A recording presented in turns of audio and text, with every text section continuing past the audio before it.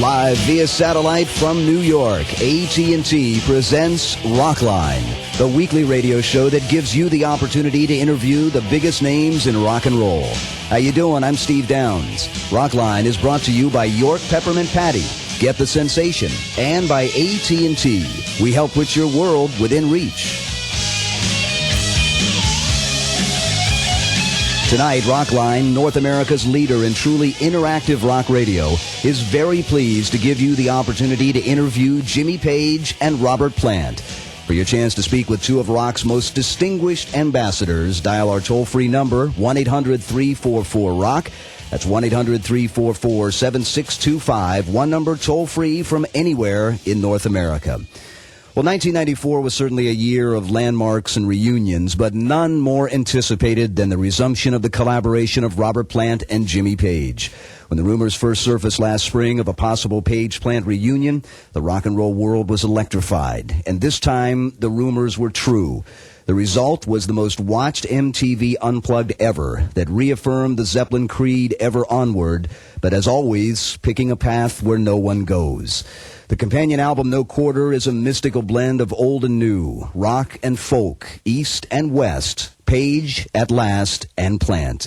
We are live in New York tonight, home of Rockline affiliate 92.3 KROQ, on the eve of Led Zeppelin's induction into the Rock and Roll Hall of Fame. And Rockline is proud to present the only live nationwide interview with Robert Plant and Jimmy Page. Gentlemen, welcome. How you doing? Yeah, cheers. Good to have you. That's some introduction. Well, there sure you go. Was. Can we go now? Zeppelin, certainly in the 70s, was, always the target of critics and that sort of thing. And I wonder if the two of you have sort of gotten used to the fact of getting very positive reviews, which both the MTV special did and the No Quarter album did. It's kind of a different deal here from a critic perspective, isn't it? I can't remember.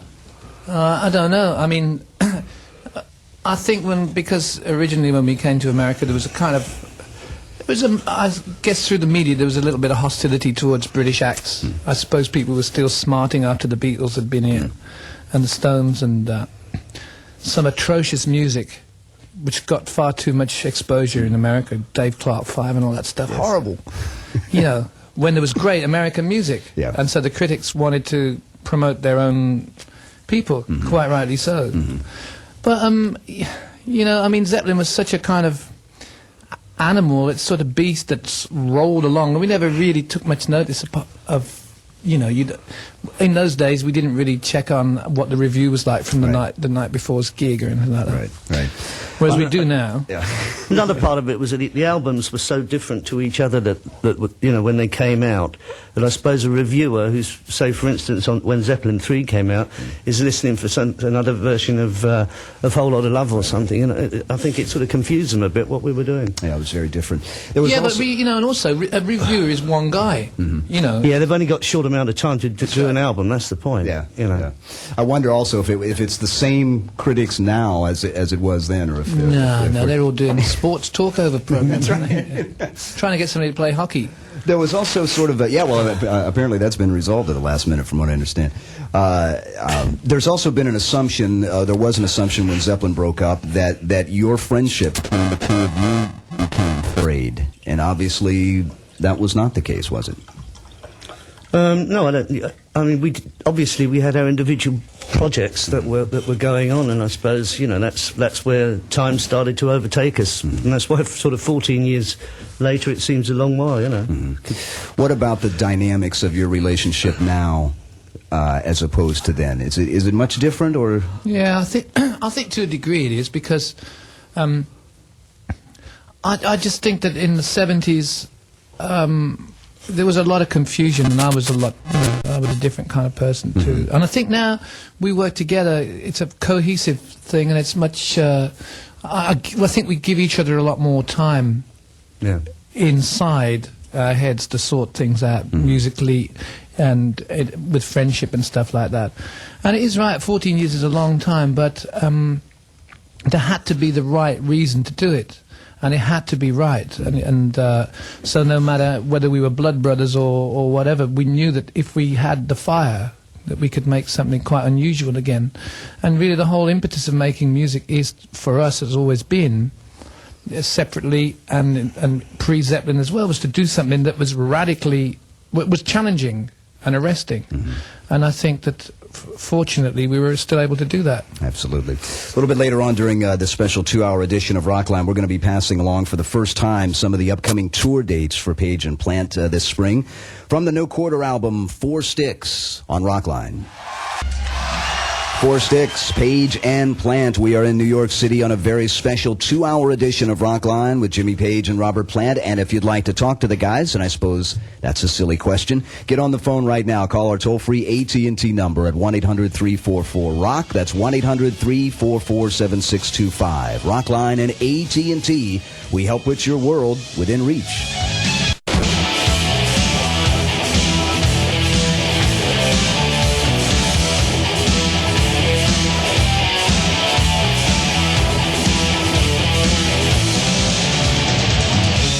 Welcome back to our very special edition of Rockline. Now, before we get to some of your calls for Jimmy and Robert, we'd like to say hello to some folks. First, to everyone listening to us right here in New York City on the great 92.3 KROQ. Also to everyone in Pittsburgh tonight listening to 102.5 WDVE, gearing up for the big AFC title game there this Sunday.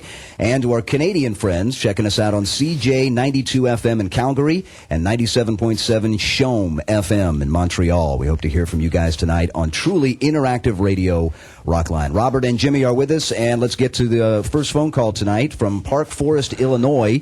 97.9 The Loop in Chicago is our station there. And Bill, you're on Rockline. Bill, you're on Rockline. Okay, yes, sir. I just wanted to say it's a great honor to talk to both Robert and Jimmy. And my question is basically, what is it like to work together after all these years to write new songs? There's 3 great new songs on the album, and I was wondering, was it difficult to get started again, or was it just like old times? There's a nice big gap. Right. Pregnant pause. I'll tell you what, the trouble is, having spent all these years individually, that we're both backing off now, letting the other guy be the talking. It's been a bit like that writing songs too. It's easy. Really? It's great. Yeah, it's good. We were very lucky because if we didn't write new songs, we wouldn't be doing the project at all. Right. It's not a reunion for the sake of a reunion, for the sake of, you know. Yeah. Nostalgia was not the. Well, you've got to use nostalgia to make your mark again. You know, I think. But can I ask you something? How long has that Rockline theme music been on? About 14 years. That's fantastic music. That must be the only example of that kind of music. Well, it is a bit of an archive now. Why don't we write stuff like that? Think how well we do. Well, maybe we'll work on that. All right, we're going to talk now to Andrew. He's in Guyton, Georgia, listening to I-95 in Savannah. Hi, Andrew. Hi. My question is, who now owns the rights to the Led Zeppelin songs? Well, we do. All of us. So it wasn't one of those, like the Beatles songs which was sold to, Michael Jackson. Michael Jackson owns the majority of that. You retained all the rights. Have you had a call from Michael? No, not yet. So they're still theirs, Andrew. We're going to go now to Howie. He's in Mayfield Heights, Ohio, listening to 97.5 WONE in Akron. Howie? Yeah, hey guys. I just wanted to thank you guys for finally getting together and doing this for people like me. My generation been waiting around for years for you guys to get together. And my question is, you guys chose No Quarter and like Nobody's Fault But Mine to sort of rearrange and redo in a different way. What went into the choosing of that, and opposed to like some other Zeppelin songs? Well, it's when we started discussing the idea in Boston, Robert and I, about how we could do things. Obviously, the numbers that had a sort of slant, where they originally were written on acoustics, that sort of helped, and to bring out more of the the sort of Celtic area of the numbers and the flavours, using the hurdy-gurdy. And I guess certainly for me, doing No Quarter as a guitar arrangement was really quite a challenging. I enjoyed it. It's good. A dramatic new arrangement of the actual track. Yes, I'm talking about. Yeah, right. Yeah. And this is a very different and very refreshing arrangement of this Zeppelin classic. Page and Plant on Rockline. Nobody's Fault But Mine. You can't hear the dog. Page and Plant, Nobody's Fault But Mine, from the No Quarter album on Rockline. And as I mentioned earlier, we're going to be passing along some tour dates that will begin actually next month. And also, you might want to make a note that the band will be playing live from London on the 30th of January, and you will see it live via satellite on the American Music Awards all across America and parts elsewhere there. So keep that in mind. January 30th, Page and Plant live from London on the American Music Awards. Back to the phones now. Becky is in Phoenix tonight listening to 93.3 KDKB. Becky, you're on with Robert and Jimmy. Thanks. First, I want to say happy belated birthday to Jimmy. Oh, thank you, Becky. And thank you so much for giving us the opportunity to talk with you guys tonight. This is just really cool for me. And I have a question for Robert. In October of 1993, you were at the Mesa Amphitheater in Phoenix, Arizona, and I was in the front row, and at the end of the show, I handed you a package, and it contained a set of Collectors 78s, and they were of Hazel Scott. Did you ever get the chance to play those, and did you like them? Do you know what? I think I must have given them... I gave them to you. What? Yeah. You know, after the show, I never gave them me back. I gave them to... I gave them to a friend of mine on the side of the stage. I'm glad you reminded me. Uh-huh. But I'd never played them, to be honest.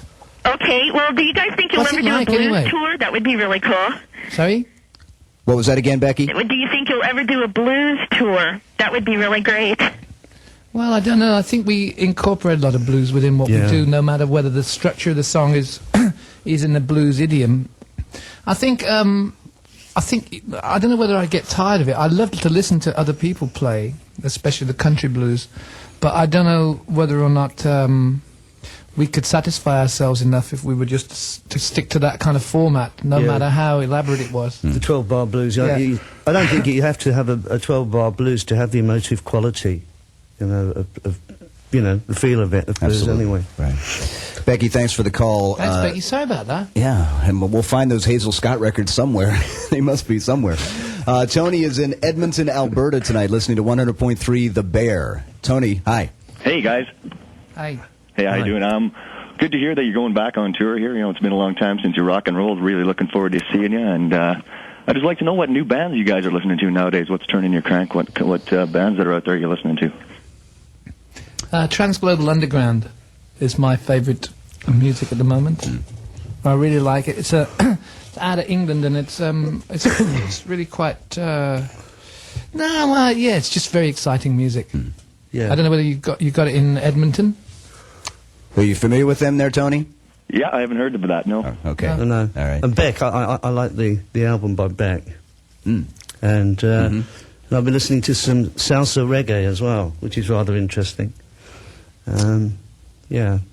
All right, Tony, thanks for the call. We have a lot more to go here, a lot more music and a lot more of your phone calls for Robert and Jimmy coming up on this special 2-hour edition of Rockline on the Global Satellite Network.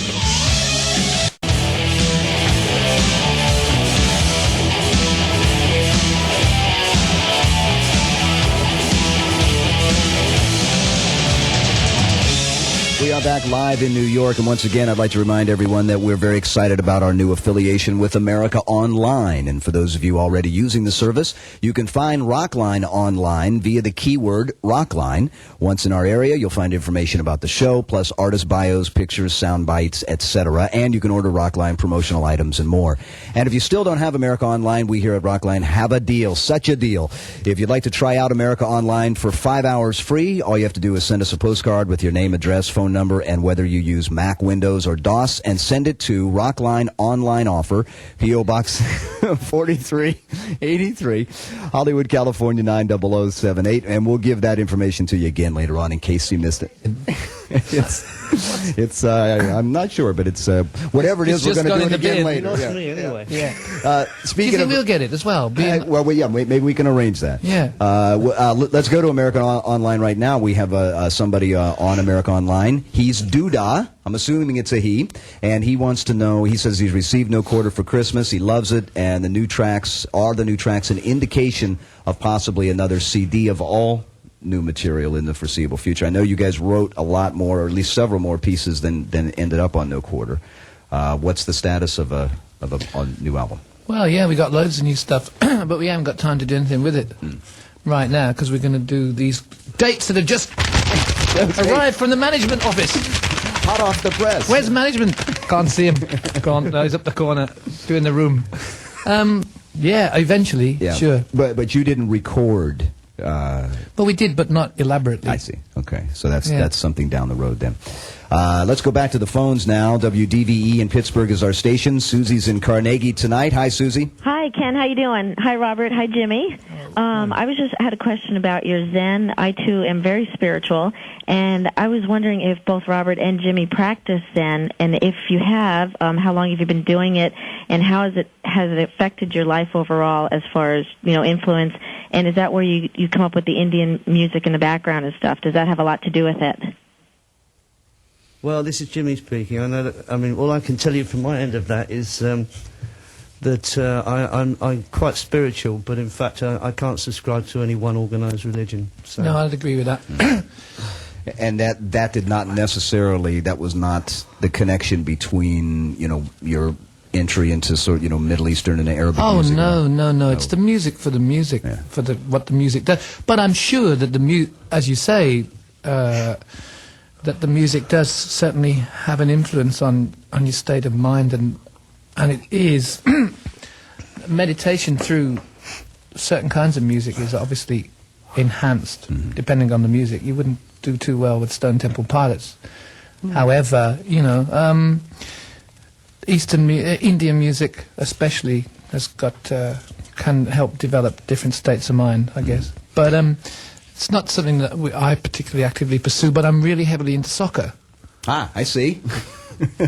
Now there's a transition for you.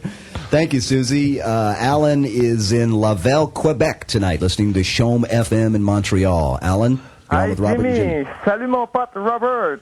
No, mon pote. Say something in French to Alain Blais. Are you speaking in French now? Yes, dis-moi quelque chose en français. Oh dear. Well, Jimmy's got a couple of French friends. What's your question there, Alan? In English, please. Yes, every time you come in Montreal, Robert, you always speak French, and that really pleased me a lot. So I would like to know what you both think about all the people who tape and trade your show, because I do a lot of trading, and for me it's a way to choose. It's a way to share my Zeppelin plant page passions. Well, I think it's I think it's great because I collect bootlegs myself, but I got some great Tim Buckley stuff recently, and I'm not really interested in my own live performances. I just like to play and then forget about it.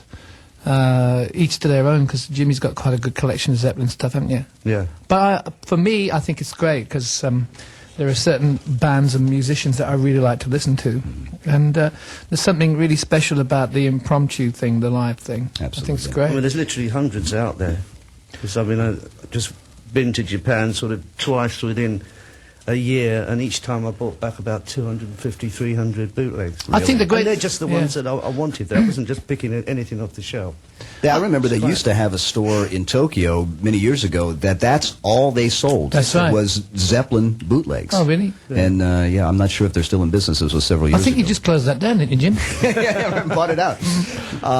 But yeah, the thing is, I think we saw the Grateful Dead not too long ago, and I thought it was really admirable, the fact that behind the sound desk where you couldn't sell seats, they got boom stands with microphones, and so everybody could please themselves if they wanted to tape it. Yeah. And I think maybe we could, use that as a pointer when we do shows too, so that people can come and tape it. Because it's no point in being precious about it, Well, I got slightly sensitive about it because somebody actually stole a whole load of the of tapes from my place. They just helped themselves, and those were like the rehearsal tapes of Zeppelin, and and that was like a bit of a musical rape. Somebody actually putting your diary out almost, Wow, unbelievable. And did that surface later? Oh yeah, no, it's all out there. Wow.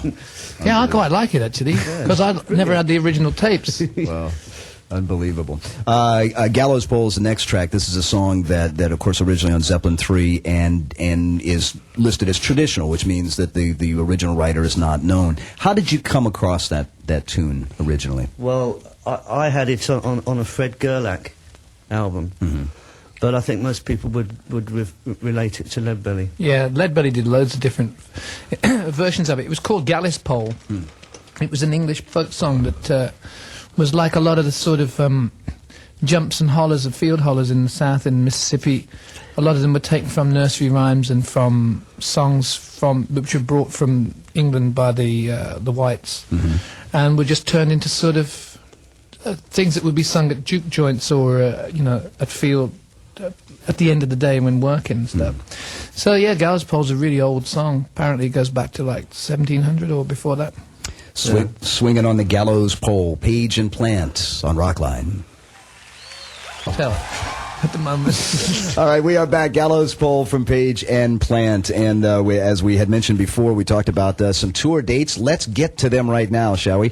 The tour will open in Pensacola, as Jimmy stated earlier, at the Civic Center on the 26th of February. Then the 28th at the Omni in Atlanta. In March on the 3rd in Knoxville at the Thompson Bowling Arena. In Memphis on the 4th.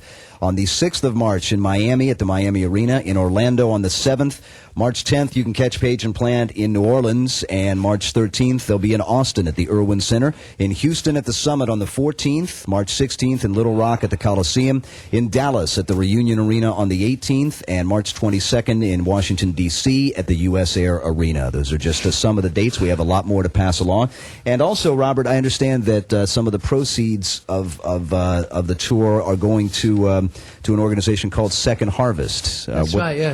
Tell me about that a little bit. Yeah, well, when we were discussing touring in the first place, as in the past, I'd associated my tours with Greenpeace and obviously with the kind of ecological problems that we're faced with, you almost become kind of blasé about the problems that surround us, which are continually evident, and you can see by turning on the TV. But we were quite keen on associating ourselves, and also for our audience to associate themselves with the problems at home in the environment and in the towns which we're visiting. And so the Second Harvest organisation really is a kind of network of food banks, and it helps with hunger relief for homeless and hungry people throughout America. And we were exposed to it as a kind of idea that people might actually want to contribute to the helping people in their own community, and I think that's a really logical and sensible idea, because unfortunately with some of the more aesthetic organizations you can't actually see the benefit either on the night or within any short space of time, and also often any efforts that take place don't actually, you can't say, it's not tangible, you don't really know what's happened. So the idea of actually helping the community, or for everybody to be involved in it, ourselves and the people who come to the shows, I think means a lot more, because you know that you're actually contributing to your own brothers in your own town. Absolutely. And Second Harvest is a very well-run and broad-based sort of food bank network. And at last count, I think they serve about 28 million people a year in getting food to those people. So it's a very worthy cause. It's a very special edition here, 2-hour edition of Rockline with Jimmy Page and Robert Plant. It's brought to you in part by AT&T. And if you want to speak with Jimmy or Robert, make sure you call our toll-free AT&T number right now, 1-800-344-ROCK. That's 1-800-344-7625. Rockline and AT&T, we help put your world within reach.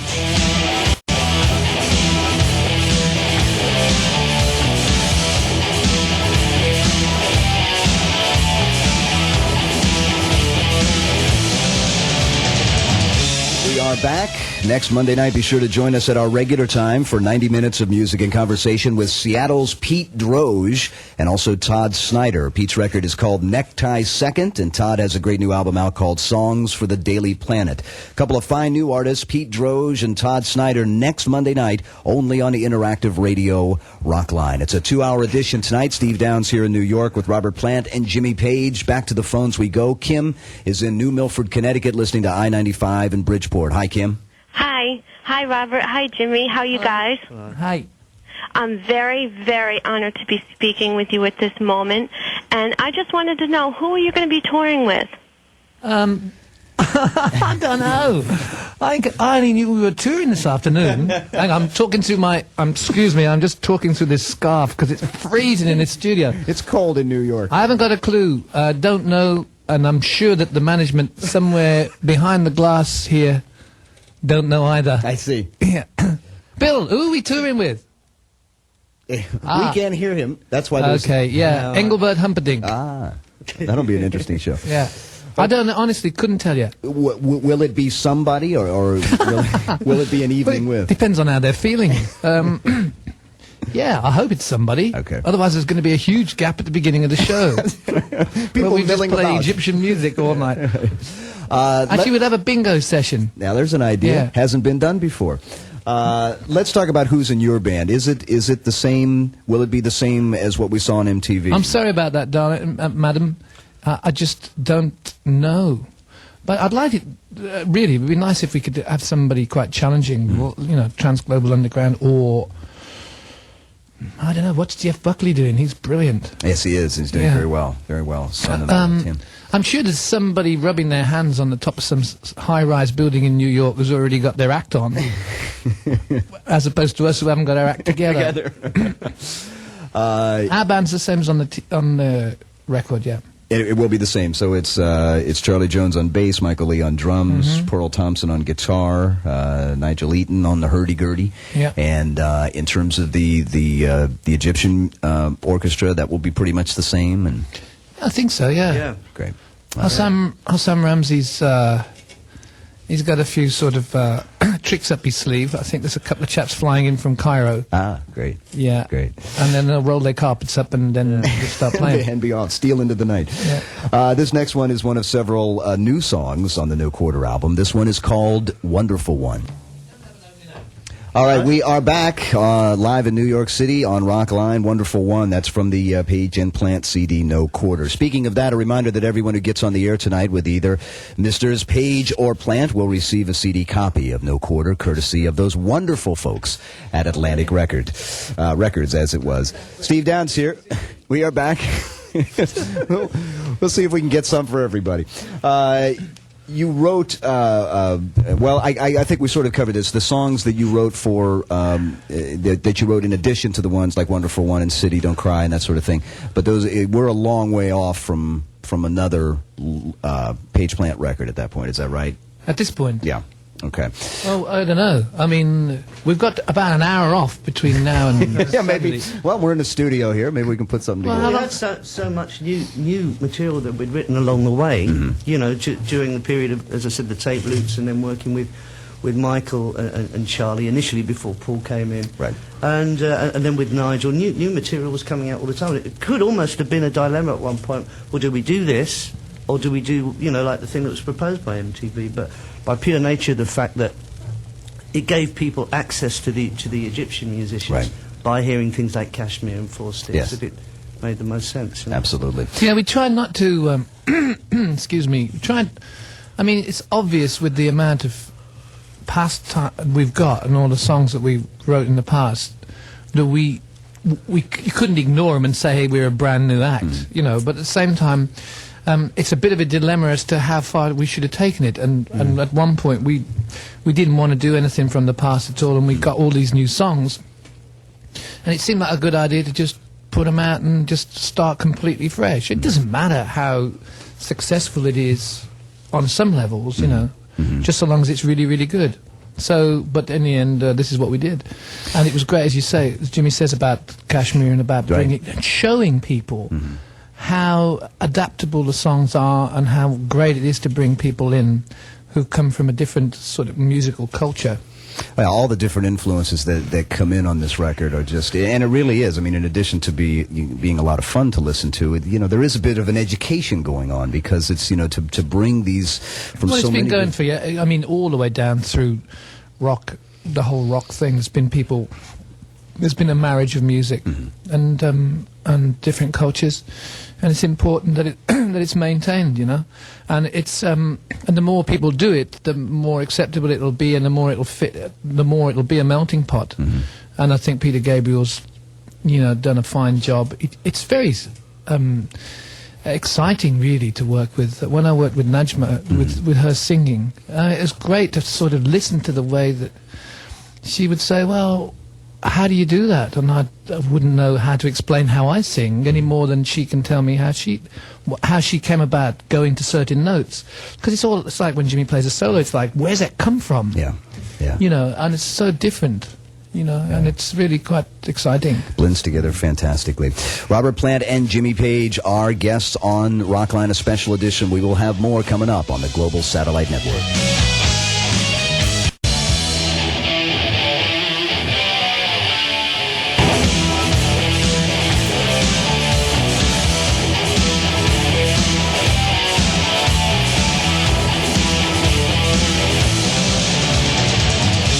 We're back live with their only nationwide live radio interview. Jimmy Page and Robert Plant on Rockline here in New York City. A rather brisk, snow falling, all that sort of thing. Yeah, and that's inside. And it's balmy outside, they tell me.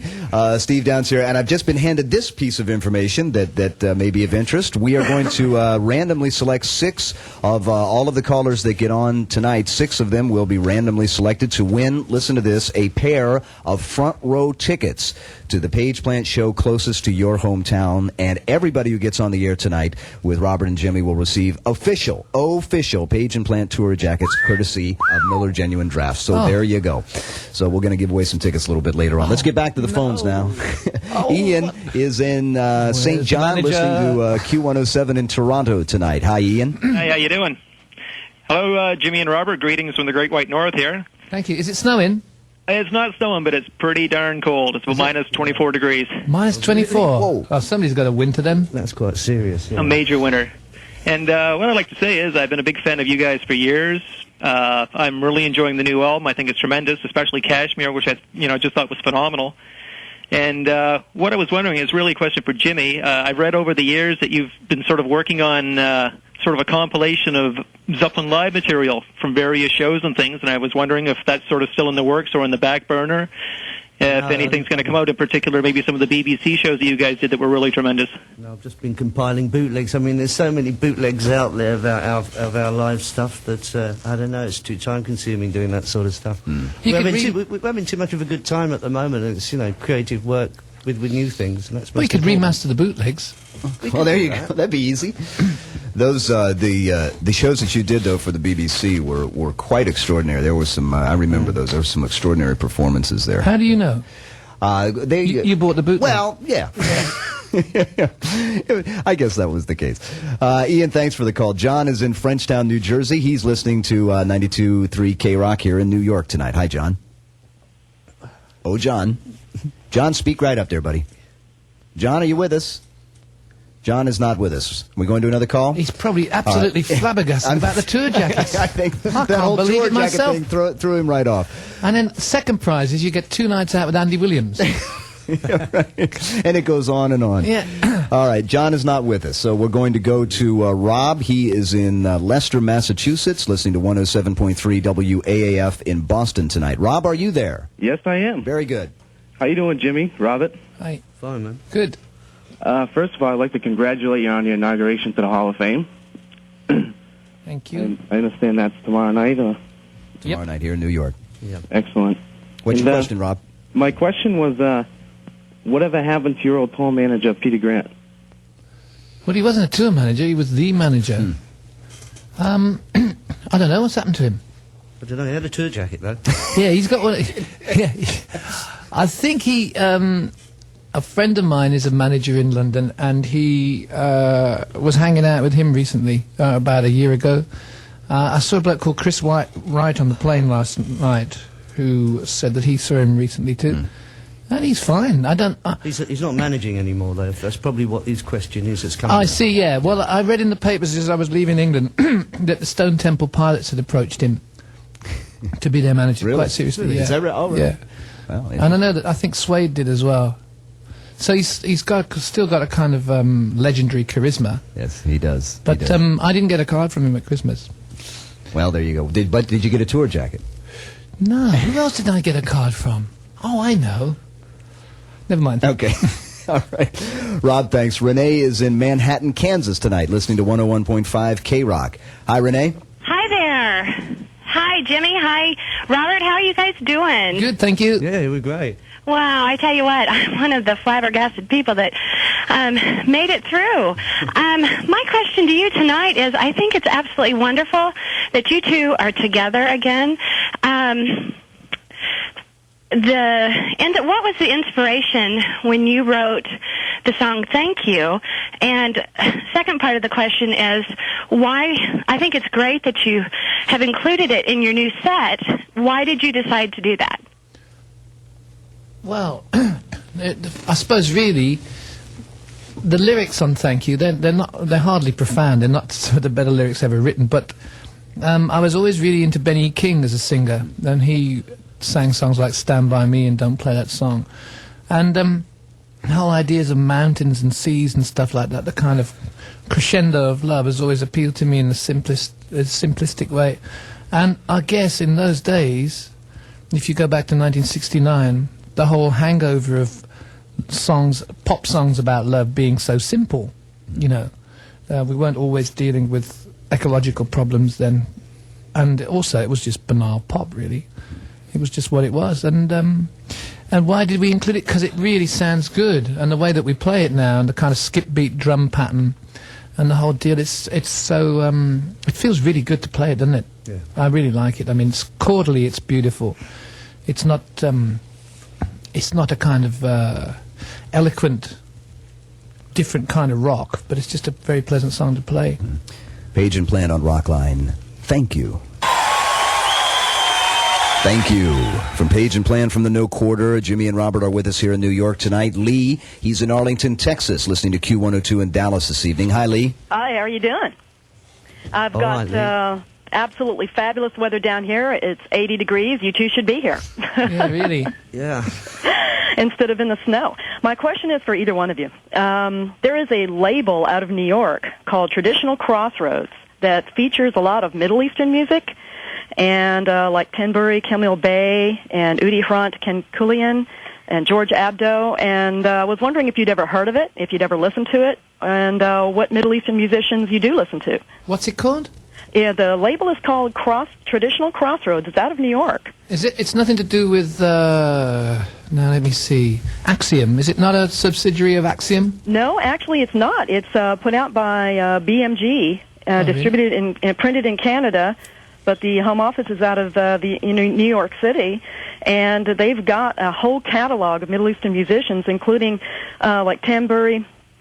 Camille Bey was a musician in Turkey. That's right, yeah. From 1910 to 1914. Gang.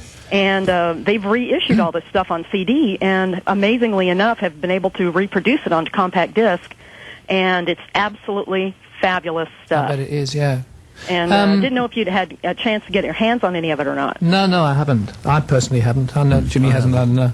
Now, little American New York labels or whatever, you don't really get them in England. But in England and France especially, there's an absolute plethora of Arabic and Middle Eastern music because, of course, Paris is like full of Moroccans and Algerians and Lebanese, and there's some amazing music to be got.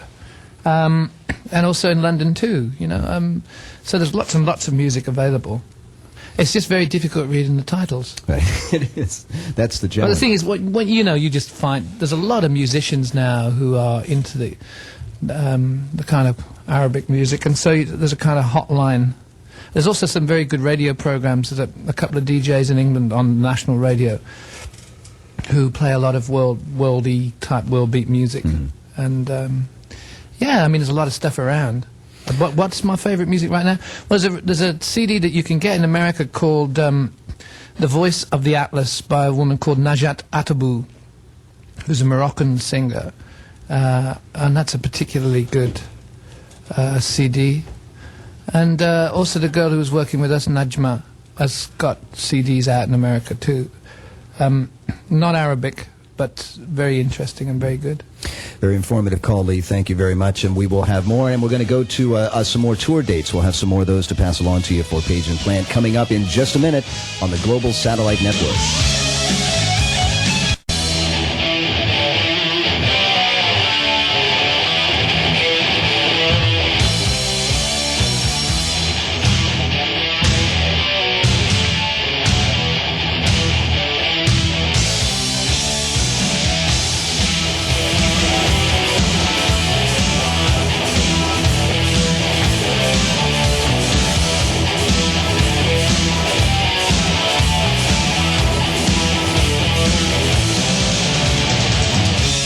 We are back live in snowy New York City tonight for a special 2-hour edition of Rockline with Jimmy Page and Robert Plant. I have some more tour dates to pass along to you on the 25th of March in Pittsburgh at the Civic Arena.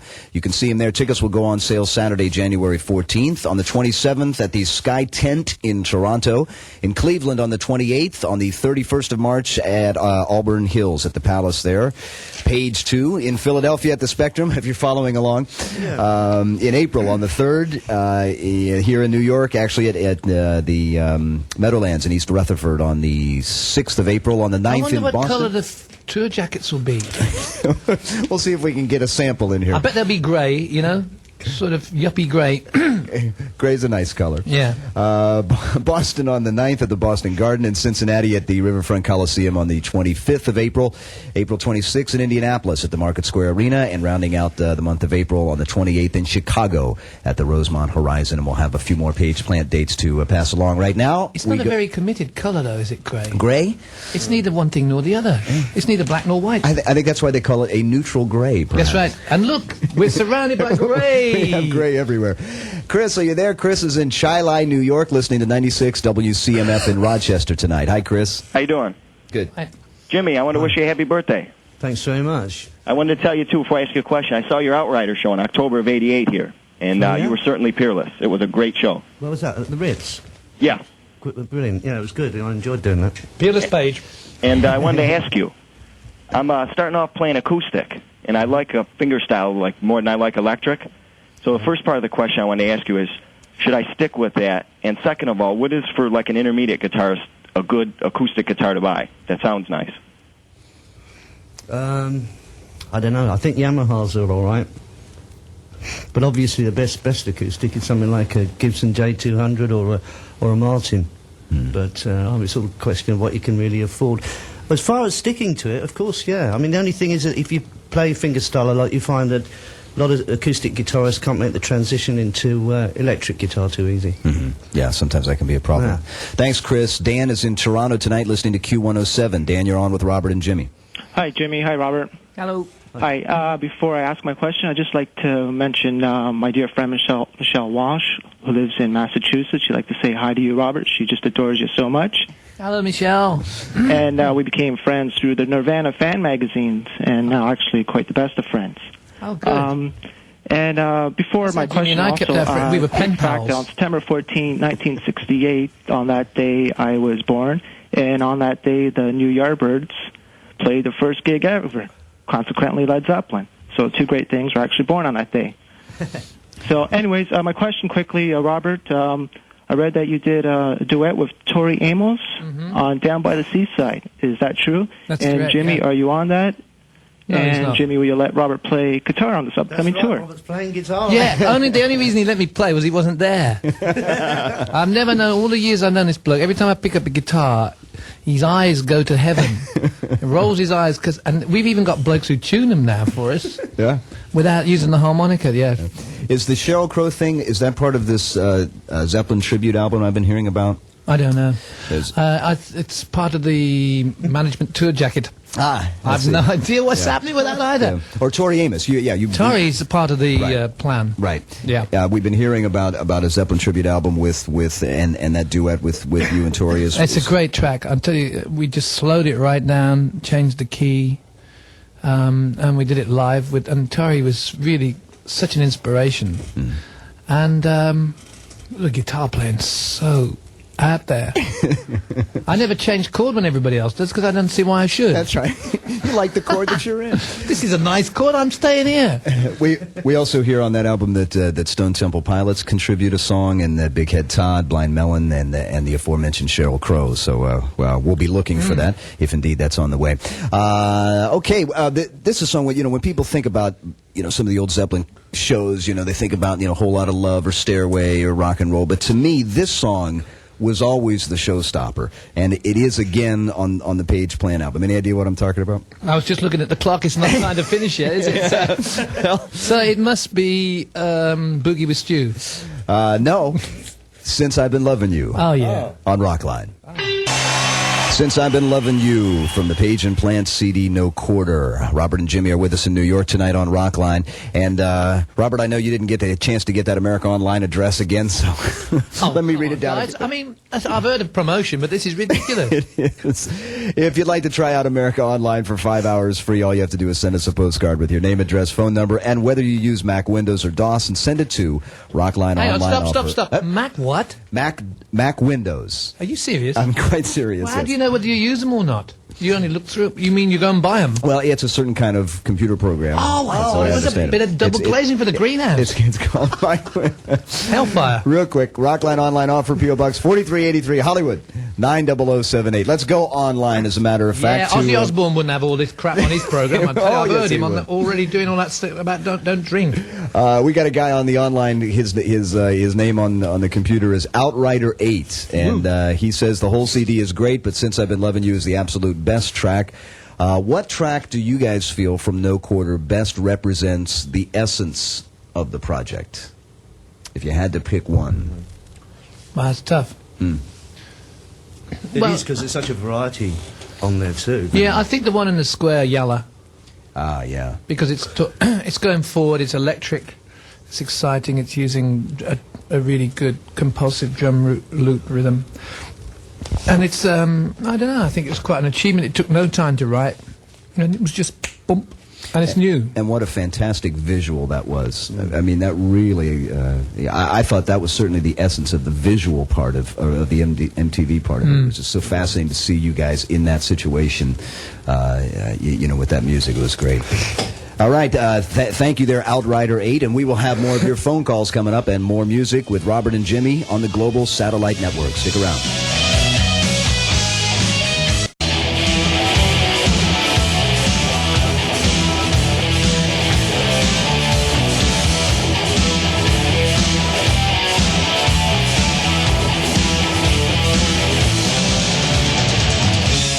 Downs here, back live in New York with Jimmy Page and Robert Plant, a special 2-hour edition of Rockline, and the time is just slipping away. Let's get to the phones quickly. Jerome is in Atlanta, listening to 96 Rock tonight. Hi, Jerome. Hey, man. First of all, I'd just like to say it is an extreme honor to be talking to both of y'all, and I have... thing. I've got the mixer down. Go ahead, Jerome. What's your question? Yes. My question is for the both of you. I've read some of the recent interviews the two of you have done, and you've stated that mainly the reason John Paul Jones was not asked to participate was that you wanted things to move very quickly. But given the fact that both of you are probably doing a lot of Zeppelin material, and thank God for that, in which John Paul Jones was as much a part of the sound as any member of Zeppelin because of the chemistry element, do either of you feel that John Paul Jones, who always seemed to be willing to do this and not necessarily call it Zeppelin, may be feeling extremely dazed and confused about not being asked to do something he is equally responsible for, save the new material? Well, first of all, I think I'm going to let Jimmy answer this one for a minute. Yeah. He's up and raring. You've got to understand how you have to put yourself in the situation of when we did come back together working, and it was just, it was a very sort of naked situation, just having the drum loops and the vocal and the guitar. But the whole thing about it was that the momentum was just building and building all the way through with all the new material that we're talking about. And that's it. What really happened was that things just kept moving along, and it was just us. That's what it was. We did the lion's share of the writing in the past. Right. I don't think there's Jerome, there's no responsibility to be always attached, however friendly you are with other people. I mean, the majority of the work that was done by Jimmy and myself prior to doing this filming and spontaneous recording in Morocco and with the Egyptians and so on, we'd written quite a lot of material which was very much like singer and guitarist writing songs like we used to do before a lot. In Zeppelin, some songs were developed in a jam session situation, and some were developed where we'd sit down and work on them as a two-piece combination of people. So to avoid any confusion and to know exactly where we were going and exactly where we mutually thought we should go, it would make more sense and much more focus, and it would be much more coherent to reach a point so that we knew sooner rather than later. And and in doing that, we could have gone anywhere musically. And I don't think that we have any responsibility to anybody, either, you know, in any respect at all. And in a way, not to ourselves either, because we worked separately for a long time, and this is something that's really good right now. It might not be good in the future, but it's not such a hallowed environment. It's just what it is when you do it. And I think that should be, it should be for now, and now is a very, very sharp instant, because it's gone. Right. Absolutely. Absolute. Good point. Patty is in Rochester, New Hampshire, listening to 100.3 WHEB in Portsmouth tonight. Patty?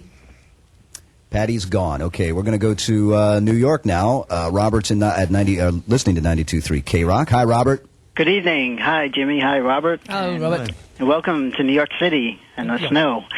Okay, my favorite Led Zeppelin song since I first heard it in 1975 has been In My Time of Dying. And I noticed that that's on Bob Dylan's first album, but it doesn't have an author.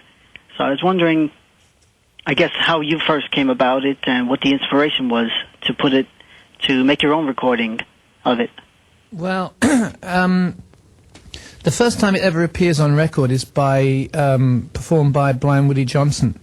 And it's now available on a box set of Willie Johnson tunes called The Complete Blind Willie Johnson on Columbia. And it's called Jesus Gonna Make It My Dying Bed. And if you get that CD, you'll find Nobody's Fault But Mine, Motherless Children, the thing that Clapton did. Dark Was the Grave, Cold Was the Night, which Ry Cooder used as the theme for Paris, Texas. There's some remarkable bottleneck playing. And it's true that Dylan, Dylan had access. He was very, very eloquent and very learned with the blues, as well as with the Willie Guthrie stuff. And I talked to him last year. We played a gig in Spain, and we were talking a lot about the whole country blues scene and how he knew Stephen Grossman at the time in the Village in the early 60s, and Stephen Grossman had spent time with blind Gary Davis, and the whole kind of intrinsic blues form is something to be marveled at. And that's where it came from. It went from blind Willie Johnson through to Dylan to us, and you can hear it all over the place. It's just a real beautiful song, and goodness knows where it came from before that. Yeah. Robert, thanks for the call. Frank is in Greenville tonight, Greenville, Ohio, listening to 104.7 WTUE in Dayton. Hi, Frank. Hi, Steve. Hi, Jimmy. Hi, Robert. It's an honor to talk to both of you, and I'm looking forward to seeing you guys on tour. So my question is regarding the high-priced tickets that are going around now. And here in Dayton, we're lucky enough where our radio station has brought in a couple of groups for us to see free because of the high ticket prices. And I see that you guys are going to be playing some of the smaller arenas. And I was just wondering if the ticket prices are going to be high like they were for a reunion tour last year, or more in line to what us working class people can afford. And also, will there be any corporate sponsorship? Well, there will be, the ticket price will be pegged to, I was told today, and we discussed the whole deal about it, it should not be any more than you'd pay to see an up-and-coming contemporary band in the same environment. There's no point in, fishing around for dollars to that degree, and there's no point. I mean, we've teamed up with Miller to some degree as far as the providing of food for the hungry, and I think the link between us and them, providing it's kept realistic, can help with the project itself. But I think we've long gone now from the whole deal of actually fleecing people. Also, it's not really a yuppie show, I mean, I don't think it's a BMW show. I think what we're doing is we're bringing Egyptians, and we're bringing a lot of different kinds of music along, and I don't think that the night or the environment should be one of opulence and splendor. I think you can leave your diamonds in your pocket and put them on the way out. There you go. Good call, Frank. We're going to play a track. We mentioned her name earlier, and the duet between Robert and Najma Akhtar. Am I close there, or not too bad? Not too bad for a beginner. The Battle of Evermore on Rockline. The Battle of Evermore. Jimmy Page and Robert Plant, that, of course, from the No Quarter album. And I want to tell our affiliates down the line that we are going to be running over just a little bit. So hang with us. We got a lot more business to take care of here, so we will be running a little bit long. Right now, we're going to go to the phones. Chucky is in Hobe Sound, Florida, listening to 92.7 ZZR in West Palm Beach tonight. Chucky. Good evening. Hello. Good evening. This question is directed towards both Jimmy and Robert. I would like to know if you both feel that you can accomplish today what you did back in '75 on Physical Graffiti, and do you feel the same about the new material as you did about the old? I think we can do anything. You know, self-belief is so... It's there's no point in doing anything if you don't think that you can just continue to make good music. I think I've really enjoyed the work that I've done preceding this, especially Fate of Nations, and I'm really proud of what I do. And the contribution between the work between Jimmy and I recently has been very rewarding, aesthetically, artistically, and emotionally. It's been great. So yeah, you're right about Physical Graffiti, though. That was a real special collection of songs. But it didn't come about so fluidly as you might think. I mean, it was done over a period of time, and there was bits taken from all over the place. I think the way that we're working now is very quick fire, as we were saying earlier on. It's like bang, bang, bang. And that's a real good thing at our time in our career to be able to do, to just hit it. It doesn't matter how commercial it is. Yeah. Just so long as we can, you know, I mean, we're not very good at doing this. Oh, I don't know. This promotional stuff, I think you know? you're doing great. No, but I mean, but the thing is, we enjoy doing the thing that we do, and we've gravitated towards each other, and we've got a mutual style again. Right. I think the overriding thing I'm hearing tonight is that you found the groove, and you're running with it. And for as long as that goes, it goes. And the stuff that we did, that we wrote, which nobody's heard yet, is different again. Much different. Really? Yeah. Well, it's a 4-piece rock group. Wow. And it's a lot different to anything that's on No Quarter or anything at all. It's quite remarkable how different it is. Right. Well, we'll be waiting with bated breath on that for sure. Checky, thanks for the call, and we're going to go to break now. We will come back with more with Jimmy Page and Robert Plant on the Global Satellite Network. Stick around. And the windows.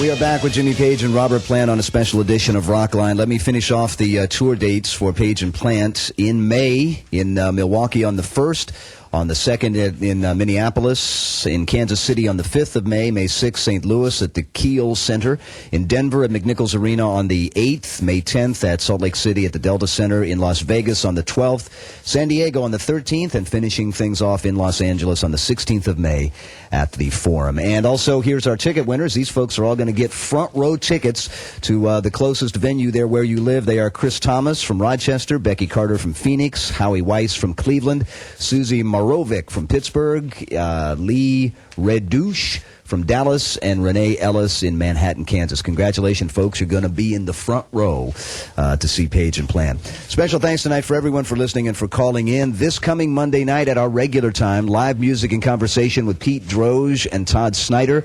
Also coming up, the Black Crowes live from London, the world premiere of the latest from Extreme, all 4 members of Van Halen, the world premiere of the new album from Collective Soul, and much, much more. Special thanks tonight to Bill Kirbishley of Trinifold Management. A round of applause for and Bill. And the Black please. Crows. Bill Kirbishley, wherever you are, you can come out now. Also to Ann Weldon, Danny Bush, and Tony Mandich of Atlantic Records for all of your very special assistance. To Wayne Yergeluno, and Wayne, I'm sorry, I just butchered your name. Forgive me. Wayne here and the fine staff of Riversound Studios in New York. Have you known him long? No, not very long. We're rather recent acquaintances, actually. But they did a great job here. And to Jimmy Page and Robert Plant. I got to tell you that I can remember vividly the very first time I ever heard Good Times, Bad Times, and Babe, I'm Gonna Leave You. It was on a radio station in Cincinnati, WEBN, and it was literally at that time and at that place that I decided I wanted to work for a radio station that played music like that. So for that, I thank you for the music and for the inspiration. See what's happened since? It's all your Radio's fault. gone right up its own backside. There you go. Anyway, thanks for being part of it, and thanks for being back. We appreciate it. Thanks. Jimmy Page and Robert Plant, my name is Steve Downs. Get the lead out.